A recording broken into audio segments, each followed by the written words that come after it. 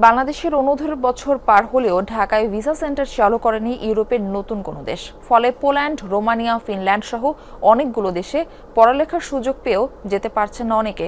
পররাষ্ট্র মন্ত্রণালয় বলছে আর্থিক কারণসহ নানা জটিলতায় ভিসা সেন্টার চালু করতে পারেনি দেশগুলো।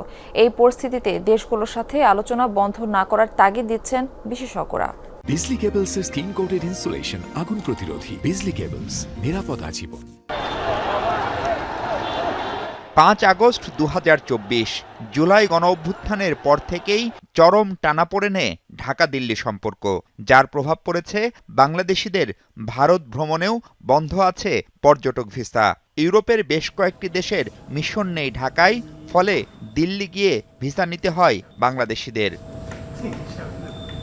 এসব সংকট সমাধানে বছরখানেক আগে দিল্লিতে থাকা ইউরোপের বিভিন্ন দেশের মিশন প্রধানদের ঢাকায় আমন্ত্রণ জানায় বাংলাদেশ। সেখানে বাংলাদেশিদের জন্য ভিসা সেন্টার দিল্লির বদলে অন্য কোথাও স্থানান্তর কিংবা সম্ভব হলে ছোট পরিসরে হলেও কনসুলার সেবা ঢাকায় চালুর অনুরোধ ছিল প্রফেসর ইউনূসের।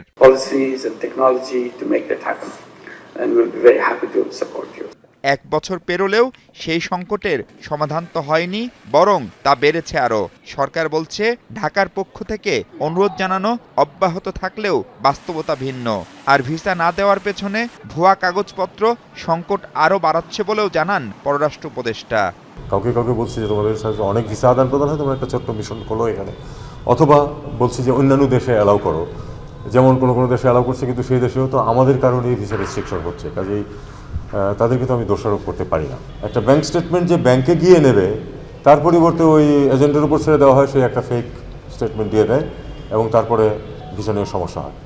তবে ঢাকায় নতুন করে কোনো দেশের ভিসা সেন্টার চালু যে জটিল প্রক্রিয়া, সে কথা স্মরণ করিয়ে এটি নিয়ে টার্গেট দেশগুলোর সাথে আলোচনা চালিয়ে যাওয়ার তাগিদ দেন সাবেক কূটনীতিকরা।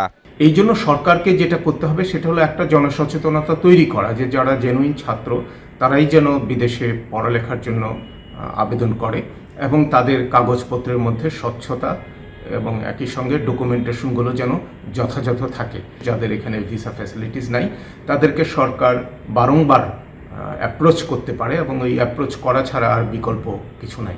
স্বপ্নের ইউরোপ যাত্রা নির্বিঘ্ন করতে এজেন্টদের উপর নির্ভরশীল না থেকে প্রয়োজনীয় কাগজপত্র জমার আগে আবেদনকারীদের চেক করার পরামর্শ দিচ্ছেন বিশেষজ্ঞরা। মাহফুজ মিশু, যমুনা নিউজ, ঢাকা।